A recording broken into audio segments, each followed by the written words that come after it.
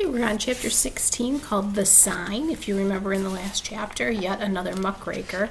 They tricked a weasel, or Murray and Conus tricked a weasel into giving them information about who had the watch. So now Murray was going to go get it from his cousin Ralph. So chapter 16, The Sign. Murray arrived with the watch still in time for lasagna. He zipped down the chimney, popped out into the living room, and plunked the precious object at the feet of Kona, who was sleeping beneath Gwendolyn's bowl. Professor Albert had gone out to play bingo. Wonderful job, Kona dear. Wonderful job, dear, Gwendolyn applauded with her claws. Kona jumped to his feet at the sound of her voice. It's here, we have it, he asked. Ta-da! Murray pointed to the watch on the floor. The dog took one look and nearly burst into tears, but he knew that would be a very undog-like thing to do. Murray, said Kona, after dinner you'll have to take the watch up to the roof and stay there for the rest of the night until Stumpy finds you. Righto, said Murray. I could use some fresh air anyway. You wouldn't believe my cousin Ralph's apartment. All those pieces of moth, yuck. Did you have any trouble, dear? Asked Gwendolyn. Nah, said Murray. Ralph was napping, his second favorite hobby. Besides, I've been sneaking things out of places all my life. If Stumpy shows up tonight, you'll have more sneaking to do, said Kona, sneaking her in. A snap, said Murray. This house is full of holes. Wake me up, dear, if I'm sleeping, said Gwendolyn. Me too, said Kona. I'll never understand animals who sleep at night, Murray said, shaking his head. They miss all the good stuff. After he gobbled down a huge plate of lasagna and garlic bread, the little bat picked up the watch and flew out to the roof to wait for Stumpy. Inside the house, the night seemed endless. The professor came back home and went to bed. Kona and Gwendolyn went down and tended to the sleeping babies a while, then returned upstairs. They were restless, constantly listening for footsteps on the roof, forever looking out the window.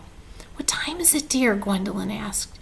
The news is over. Professor Albert's in bed. It must be past midnight. Poor little Stumpy, said Gwendolyn, all alone out there, worried for her children.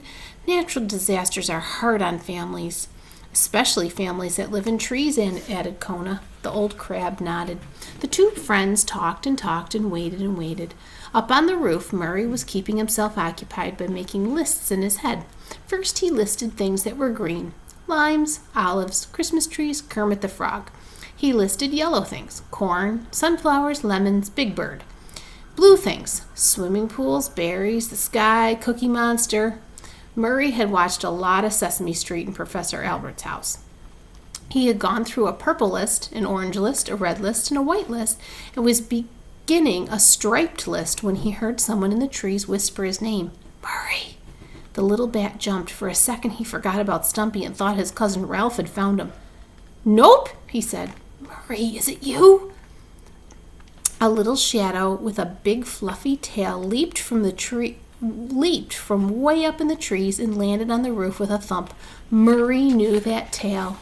Stumpy! Stumpy! He jumped up and down, flapping his wings. Good golly, Miss Molly! There she is. The little red squirrel scurried across the roof and into the light of the watch. Tears were streaming down her face, which made tears stream down Murray's face, and the two there on the roof together, hugging and crying. My babies, sobbed Murray. Fat and sassy, sobbed Murray. Kona, the little squirrel cried. Fat and bossy, Murray cried harder. Stumpy laughed and began to wipe away Murray's tears. And you, Murray? She asked gently. Just fat, answered the little bat with a teary grin, and I bet I have the worst garlic breath.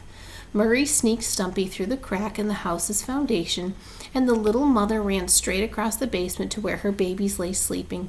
She jumped into the box and picked up all three at once, holding them tight and kissing their little red heads.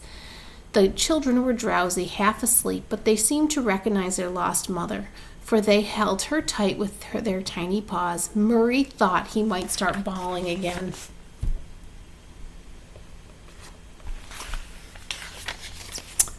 Where are Kona and Gwendolyn? Stumpy asked over her children's sleeping heads. I forgot God, cried Murray. I was supposed to tell them first thing. Murray flew up the basement stairs and did a snappy tap dance across the living room floor. Kona raised his big head. He looked at Murray. Is she here? He asked anxiously.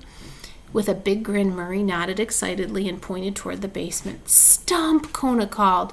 He picked up Gwendolyn, whose antenna flew at the sound of Stumpy's name, and everyone ran for the basement. The joy the friends shared in their reunion was the best treasure of all to be found on Miller Street that evening, and Kona surprised himself. He cried. And that was chapter 16. Chapter 17 is called The Wonders of Technology.